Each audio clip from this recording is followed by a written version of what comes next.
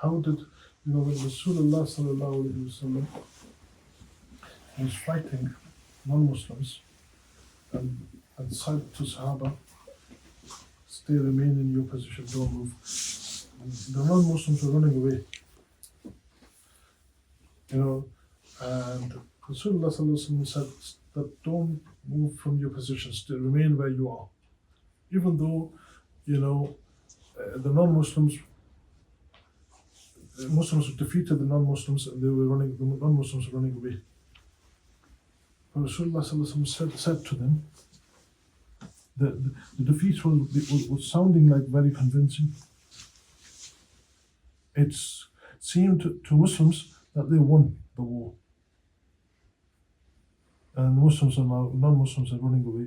Rasulullah sallallahu alaihi wasallam said that to them, remain in your position, don't move.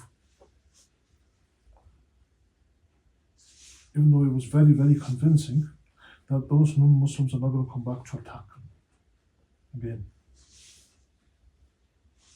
But Rasulullah sallallahu alaihi wasallam said that to remain in your position, don't move. When Muslims at that time were convinced that, oh, we won, we're not going to come back to attack us again. And they started, because the non-Muslims left all their valuables behind when they run off. And then Muslims saw the opportunity and they started running.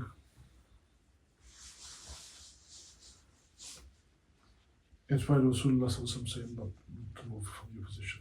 And as they started doing that, and non-Muslims, where there was a trick on their behalf, clearly it seemed like a trick, let's just move, run, give the perception that we lost.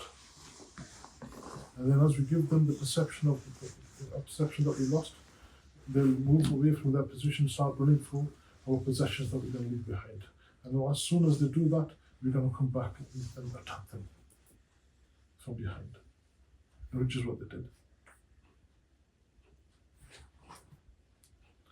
And what Rasulullah sallallahu alaihi wasallam knew, how did Rasulullah sallallahu alaihi wasallam knew all this?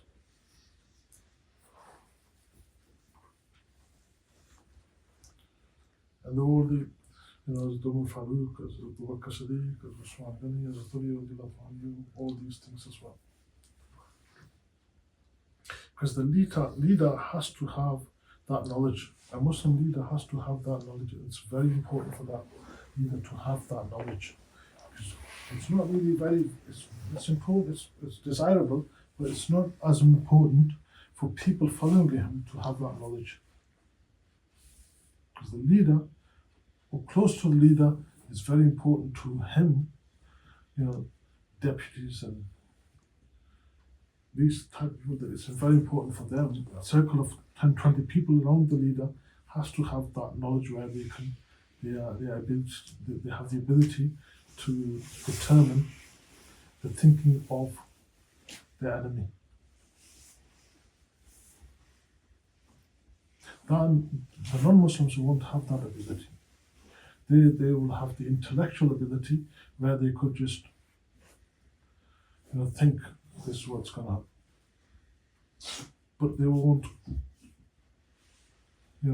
have as concrete information as Muslims, because the knowledge that Allah subhanahu wa ta'ala given Muslims is far superior. Far superior. But because we lost that knowledge, our knowledge is right, almost nothing. But non-Muslims' knowledge is that, and they're shining out. It's not as if they are clever or anything like that, it's just we are so low that they're coming out, they're coming across as very intelligent. You see, there is a hadith back in which Rasulullah sallallahu alaihi wasallam said that beware of a believer's insight as he sees with Allah subhanahu wa ta'ala's nur. So firasat is what's mentioned the word firasat means, because he sees with Allah subhanahu wa ta'ala's nur. So he has a knowledge, he could see things from an angle that nobody else could see it. So if somebody's lying, he has the ability to see it through that person to know whether he's lying or telling the truth, or what he's going to do next. And the method to gain that nur is lost, or it's only in the possession of very few people. And if even those very few people who have that method, nobody wants to believe them. So how cunningly and how cleverly the shaitan play this game. Because he knows that he can't fight that knowledge. He can't fight it. So what he's done is he demonized it. Which is what is happening at the minute. Because they can see now that Islam is, loads of people are becoming Muslims. But, and you go on YouTube and YouTube is full of them. There's every other day, somebody made a video how they come back and their story on how they became Muslim. And the number is growing all the time. And they don't know how to deal with it. So what they're doing now is demonizing Islam. And the last thing on these people's mind is Islam. When they try and discover, they look at what their belief or disbelief is.